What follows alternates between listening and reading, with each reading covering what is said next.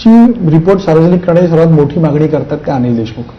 ते वारंवार म्हणतात. त्याचा प्रश्न असा आहे की ते वारंवार म्हणतात की आयोगचे रिपोर्ट सार्वजनिक करावं कारण मला त्याच्यामध्ये क्लीन चिट नाही. तुम्ही त्यांना क्लीन चिट दिली आहे का? आता ते म्हणतात क्लीन चिट दिलेली आहे, पण क्लीन चिट असा कुठलाही शब्द प्रयोग माझ्या अहवालात नाही, एवढं मी स्पष्टपणे सांगू शकतो. आणि परमवीर सिंगांनी जो मार्ग अंगीकारला त्याबद्दल मी टीकास्पद वर्णन माझ्या याच्यात केलेलं आहे, पण मी क्लीन चिट दिलेली नाही. साक्षी पुरावा आला नाही हे म्हटलंय. मग पुरावे अभावी तुम्ही म्हणताय की त्यांना पुरावे दिले गेले नाही, अभावी नाही, दिलेच गेले नाही. असूनही दिले गेले नाही असं म्हणा तुम्ही. अच्छा, म्हणजे दिले असते तर एक कुठेतरी confusion आलं असतं. काहीतरी घडलं असतं.